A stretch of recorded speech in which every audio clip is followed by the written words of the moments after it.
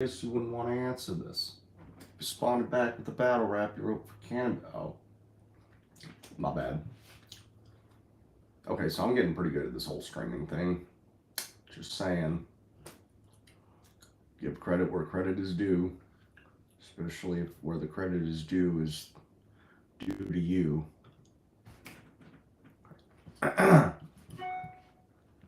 Oh, yes! Alright, YouTube, Facebook, and Twitch. All with the. Oh, yeah. Yeah, that's nice. That's nice. Thank you. Yeah, that's nice. Riverside FM. Thank you. I can hear myself. That's not Riverside FM. It's not what we want. That's not Riverside FM. It's not what we want. Guys, I just wanted to check to see if you could hear me. Okay. All right. Well, y'all already know what it is. I'm not playing games. That's what it's Twitch. I know. Why am I on Twitch then? Well, I don't know. Just Twitch are my people. Some of my people. I have several people groups. Okay. All right. Right. Anyways, on to the meat and potatoes of it all. In this video, I'm going to show you how to remedy anxiety without any medication. Hey, my name is Cody, and I know what it's like to suffer from anxiety. A lot of people turn to medication as a way to cure their anxiety, but that's not always the best solution. There are a lot of natural remedies out there that can help you get rid of your anxiety for good.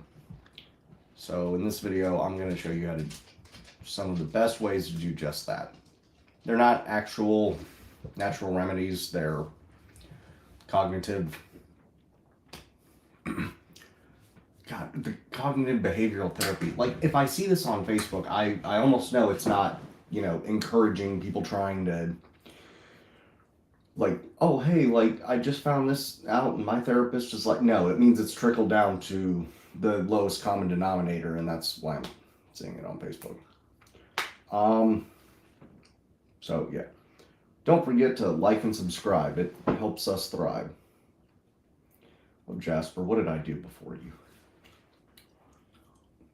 The Jasperisms of the Lions Life Coaching. Also, y'all have a better idea for my studio, please let me know. It's getting there. It's just not quite there. Additionally, let me see if I can look at me. Okay, that's way too much me. Am I really chilling that much? Okay. Also, part of the reason I was doing this today, right now at the time that I'm doing it, we might also have a podcast tomorrow, but I'm kind of toying with a productivity break during the day, and I'm going to try and just completely shift gears, but to make the most of my time while I'm feeling still productive, I am going to do something like a podcast or something, because I wouldn't say they're relaxing for me, but they make me feel better. So I don't know, just collecting. It's kind of like journaling, I guess, in a way. I come here, I collect all my thoughts. That's kind of why I like doing it with James, because he a lot of times can articulate how I feel about a certain topic, or if I'm forgetting, because I like to, here's the story, and then it goes 6 different directions, and I might even miss the whole point because I'm trying to illustrate the picture and I want you all to be able to clearly see it, but he usually helps me complete that. So first, identify things that trigger your stress and anxiety. You are responsible for your triggers. And I don't mean they're your fault, because it's not what I'm saying. I'm saying you're responsible for them. If you're in a relationship and you tell somebody, you're making me feel triggered, okay, well then you need to go put yourself in a timeout and stop yelling at your partner, because that's just irresponsible, okay? If they're doing something actively like hurting you, then you don't need to be with them. You need to get them the hell off of you, or whatever the circumstance is. But if you're just trying to connive them into not being who they are just because they're making you feel triggered because you don't like them behaving a certain way or just want to control them, kick rocks. So avoid those things that trigger you. Some of those can be, and I'll avoiding. Okay, so I'm also gonna kind of go on a half a tangent here of avoidance versus like denial.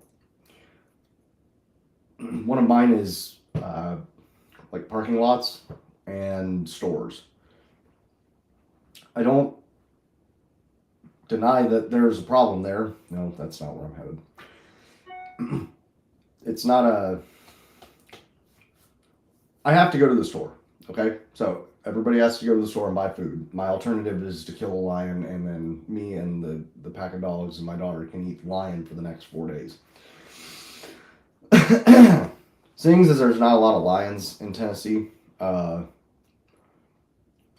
probably not an option. So, what can we do? Well, with the amount of eggs that I eat, I could get chicken. Okay, all right, kidding. Anyways, so going to the store. Since I've been back from Iraq, I don't like going to the store at all. Not for a great reason. It's not like I walked into pardon me, but a Haji Mart and it just exploded. It's nothing like that. It's just, there's too many people. They're too close to me. I don't like it. If it's a concert or something, I kind of have some tricks to going into a concert to like deal with that, but maybe it's because I don't go to concerts very often. But it also might be me getting older, but like the sit down concerts, like orchestral things appeal to me a lot more. And that might sound lame. I still enjoy, a good Tool concert. But honestly, I really like the kind of a little bit more mellowed out vibe of just more order than I used to like my Blink-182 shows. So going to the store, I have kind of like a mental timer. After about 20 minutes, I'm no good. If I can't find something and I've been in there, it takes me about maybe 14 minutes to find everything and then check out. I use a self-checkout. I purposely don't go when it's busy. So it's still that way. I do everything I can and I can manage it. So I manage the anxiety the best that I possibly can. It is what it is. I'll probably always be like that, but at least I am to a point now where it's under control. I can go to the store by myself. My ex-wife, I kind of made her, not like, threatened her with, physical violence or leaving her or something, but I pretty much, she asked me to go to the store with her fairly often because we were married, and married people should share in the good things and the bad things. Like, we have chores and we have fun stuff, and we have work that married people normally work apart from each other, and then there's sleeping, and that's about all of life, and then you die. But she would request that I would go to the store with her. That's completely reasonable. When I got back, sorry, you're on your own, man. Like, I couldn't do it. Somebody honked their horn at me in the parking lot of, I don't even think it was Walmart.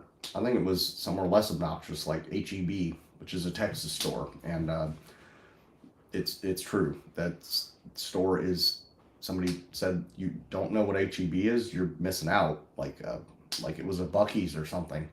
And I gotta say, the store's great. But somebody honked at me, I turned right back around, and I just sat in the car while she got everything out of the store. Kind of lame. But like I said, if I can't find everything within 20 minutes, I just leave. Normally I'm trying to find like olive oil or their secret stash of that good peanut butter or something. If I can't find it, I just say I'll get it next time. It's not that important. I know where the chicken is, I know where the eggs are, and I know where the complex carbs are.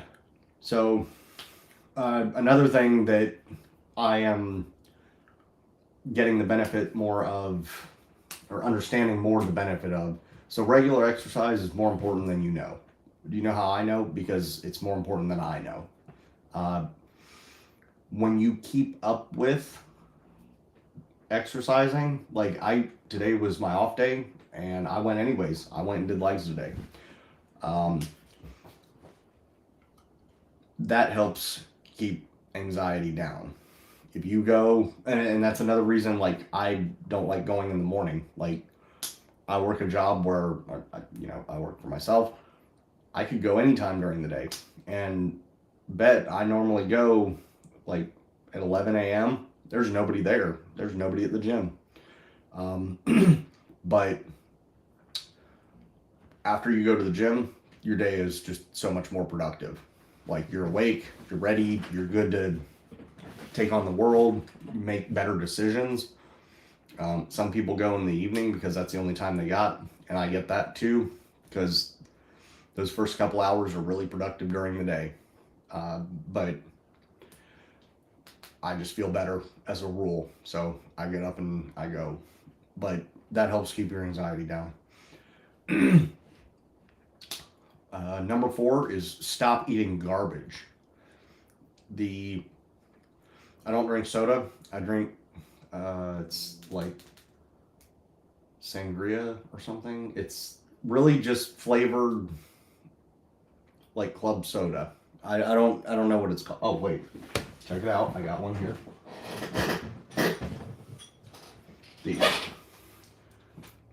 It's a grape Japanese soda with a marble in it. This seals the bottle. And these are neat. But it's carbonated soft drink, sangria. This is the only unhealthy thing that I consume. And it kind of itches the scratch of, like, I really want a soda. But there's like 3 ingredients. It's carbonated water, sugar, and grape drink flavor. But if you eat consistently, like these are kind of like a rolling effect. Like the more of these you can collect and keep on your plate at once. Good, because we're talking about food. But the more of these things that you can do, exercise, eating right, I'm about to get into sleep, and keep doing them, the better your anxiety will get. Getting enough sleep every night ensures that you can go to the gym. And when you sleep better, you make better decisions. When you sleep longer, like 7 to 8 hours, you have the energy to do things like stay disciplined, to say no to stuff you're not supposed to be doing, and say, okay, I'll just, eat the right kind of food. And instead of going out and getting, a Mick something terrible. This is another one that I'm getting into right now is meditation. I'm trying to do an hour of meditation a day. Have I been successful? Like once in the past 2 weeks. So that's been about the only time I managed to actually get a full hour of meditation in. And I gotta say, if nothing else, I slept so good that night. I slept awesome. That was neat. But say in the same vein as this, or journaling, like vlogging or journaling, it lets you collect your thoughts. And so actually, you know what? I'm going to draw a picture. So these are people falling into a sales funnel. These are your clients, and some are escaping, which you don't want. That's a leak. And then they get ground up, like in the movie Snowpiercer, and they get turned into bucks. So, anyways. Goodbye, people. Those are conversions. Sorry, they don't just get ground up, they get converted into bucks. Those are conversions happening. Okay, so bear with me. So your brain has these synapses, and you've seen it if you've watched like House. They love to use this animation.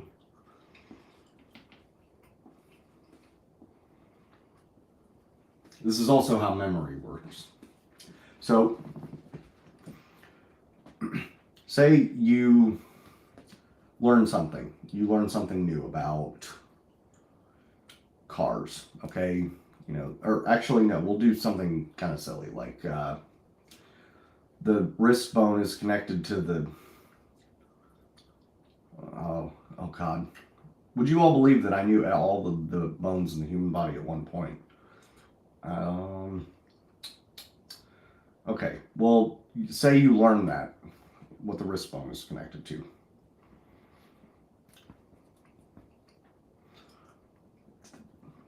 What is this? What is this bone? We'll just go phalanges the other way, because... Okay, so you learn what, or somebody tells you, we'll start there. Somebody tells you that the wrist bone is connected to the phalange, and this says fingers because I'm not gonna, I don't know how to spell phalanges. There, I said it. All right. So somebody tells you what happens, or how those two things are connected. And that's stored in short-term memory. That's what the dotted lines mean, short-term memory. Okay, so then you leave work. Somebody told you that at work. You're not even a doctor, or else you should know what your wrist button is connected to your phalange button already is. But somebody tells you that at work.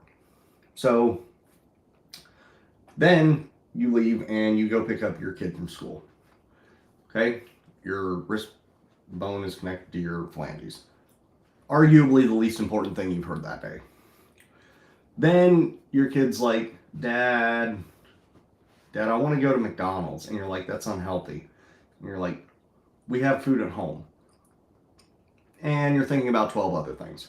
Okay, so then it's the next day.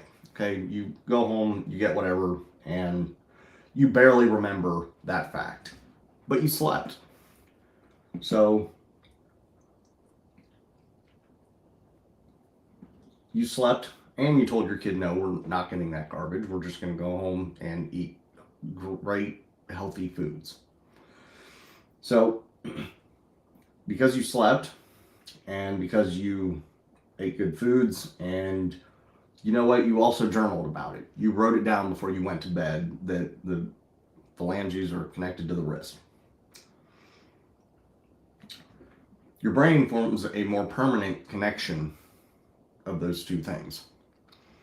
So, and this works for lots of different things.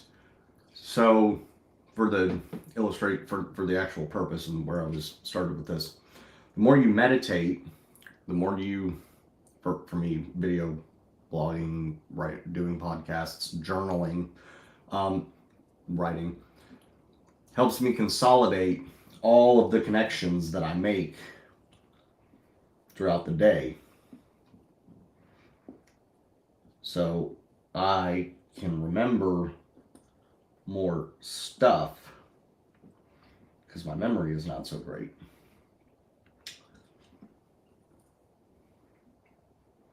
Yeah, I think. So there, all those things are connected. And they solidify by keeping healthy habits. Goodbye, Sarah's funnel. Hello, phalanges. All right, so if you can afford it, if your insurance will pay for it, I'd recommend getting a therapist. Like, just yes, on the topic of anxiety, but also for the same principle as the other three things that I just listed: meditation, writing, video blogging, and sleeping. It helps you consolidate. They will help you consolidate information. They will help you. Getting it off your chest is only part of the benefit of telling somebody when you have something going on. So either they can help you approach the topic differently to where you see maybe things aren't as, I'm not going to say not as bad as you think they are, but maybe they can help you see it in a light where there is a benefit or a payoff. Or, like I said, I go to the store, I'm in and out 20 minutes, and I really don't carry that stress with me the rest of the day, normally. Get you a calendar, like iCalendar, Google Calendar, and plan out your day. I have the first 3 hours planned of every single day. None of that's work. That's all just wake up, shower, go to the gym, I'm doing, it's called Exodus 90. It's get your life together and get closer to God and all that. And eat breakfast. All of those things are the first 4, whatever I said, hours of my day. The first 3 or 4 things I do, they really only take up like 3 hours of the day. And once you've gotten those out of the way, you've set your day up well. You've set yourself up for success. You've followed your schedule. Your calendar is just cheering you on. Like, and who cares if it was like, easy stuff, or I had to do it anyways, or I didn't need it in the calendar. Okay. A full calendar is a happy life. Like, I'm gonna let you know. It might sound ridiculous. It might sound boring. I'm hit. But a stacked calendar is one of the most productive things you can do for yourself. So, okay. Those were kind of the more structured ones. The rest of these are, and I'm not going to take super long on these. I'm going to try and shorten the podcast a little bit. So give yourself a pep talk and do what I know if you're doing them for like your child, it's called adorations. I don't know what it's called for yourself when you tell yourself nice things. I don't remember that. Yeah, sorry. But write on your mirror, like things to psych yourself up. I went through several iterations over a year of what I have written on my mirror. One of them is Year of the Lion. One of them is a line from Volbeat's Call of a Warrior, Warrior's Call. I don't remember the name of the song right now. But maybe you're strong, but you don't stand a chance. If you're got to fight a train that day, you want to be ready. But writing all those things down definitely helps. Controlling people normally. So one of the things one of the runaway trains, so to speak, of anxiety is you are unable to control yourself, so you try to control other people. When you cannot control other people, because you can't do that but in singular circumstances, and everything falls apart, you feel frustrated. A, you're not supposed to try and control other people. You're supposed to be trying to control yourself. Controlling yourself. And B, when you do control yourself, that's discipline. You're building discipline every single day. So saying things like, I've got this, I will be successful, whatever you need to tell yourself, that helps. You've got this, you can do this, like I know you've got it, and it might sound silly, and sometimes on occasion it still feels silly, but for the most part in the mirror it's just something I do now. Just get out of the shower, you've got this. You're there's only so many forces in the world that you would, should, and could contend with successfully. The more powerful you are, the fewer things that can contend with you. The power of positive thinking. I have a document on this topic on our website, because one of the clients I coach wanted a document or wanted kind of like a how-to for optimism, and I kept forgetting to bring it up, so I just made a document, and whenever I remember something for it, I just write it in the document. So if you want to head over to our life coaching site whenever it gets done, that's on me. I can help you get better at positive thinking, and also if there's one thing that I can commit to, it's not as cheesy when I do it. And okay, and last point. We're about to hit the time marker. Man, first time go. I was trying to shorten it like around to 30 minutes, and it looks like we're gonna hit that. All of these things will help you make better life choices. When you are tired, eating garbage all the time, not sleeping, working too much, working inefficiently, burned out, you make crap decisions. Like it's a fact, and it's going to keep happening. Get your sleep in order, clean up your room, tell the truth. Who said that? It was Jordan Peterson. Oh, I need a stuffed lobster. If anybody wants to send me a stuffed lobster, it would definitely make it into this show.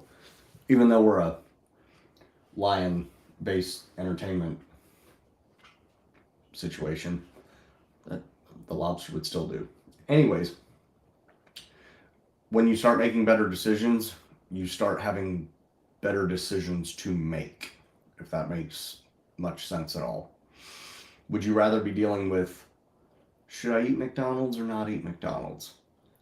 Or would you rather be worried about, two rungs above where you're at now at work? Because once you make the easier, difficult decisions like giving up junk food, eating well, you're not going to be hungry anymore. You're not going to be cranky anymore. Sometimes you will still be tired. I think I led with that in the beginning of this. I'm tired.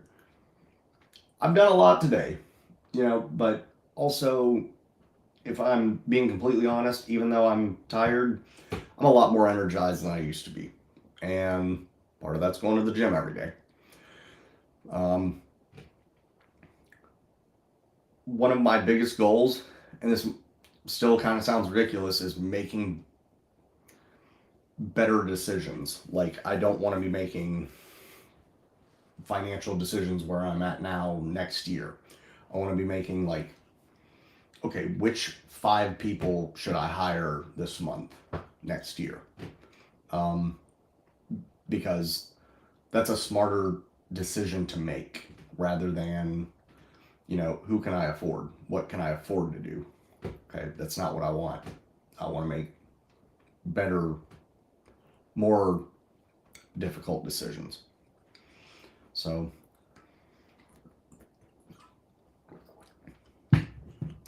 also, another big one, quit reminding yourself to drink water and just convert to like a 95% water lifestyle. Like, it's not that bad at all. And out of all the things that people complain about, like, just drink water. Just drink water. Get as many of the water flavored things as you need. Like, I think Gatorade has some, Propel, that's what I'm thinking of, the fitness water little things, or Mio or whatever. And then transition yourself out of drinking soda and coffee and garbage. Like, I drink black coffee and water, and that's it. And I can't tell you how much better I feel just from doing that. It's also a lot easier to keep your weight off if you do that. Like, and that's another one. Like, now that I am in better shape, that's a perfect example. If you're, heavy set, and I was, that's a problem I no longer deal with simply by going to the gym, getting enough sleep, drinking water, and eating the right foods. I'm not hungry anymore. I pretty much eat as much as I want and then some, because it's a lot of work bulking the right way. I'm so tired of eating. But I don't really worry as much about what I look like. It's not a thing that comes up as much. I'm not super great looking, but I'm not worried about, looking like a fat slob. Like, that's not a thing I worry about. I look professional whenever I go somewhere. About on these things is the only time you'll catch me in just a t-shirt. Normally I wear a tie. Well, that's ridiculous, I know, but now that I've gotten rid of that whole train of anxiety thoughts, I'm free to worry about other stuff. And I don't mean worry, I'm free to think about and concern myself with other things. So, anyways, that's all the time we got. Today we talked about remedying anxiety without any medication. So yeah, that's about the size of it. If you take care of eating what you're supposed to eat, what you're supposed to drink, getting enough sleep, and going to the gym, that's going to be about 30 to 40% of your anxiety if you commit to that lifestyle, if you commit to that over the long term. And it's a lot easier to, you might be like, oh, he said it's not a diet, it's a lifestyle. Okay, well, this lifestyle is much easier than the way I was doing it before. Like, I don't just impulsively go and get McDonald's. If I do get, some junk food or something, it's because I want to take my kid out and, enjoy Taco Bell with my kid, which is fairly rare, but I just do it. But that comes with the other, 13 days of the 2 weeks that I don't eat out. I don't eat fast food, but I enjoy stuff like that. And like that sangria thing. Oh man, I love soda. The less I drink it, the more I love it. So anyways, hope y'all have a great rest of your afternoon, day.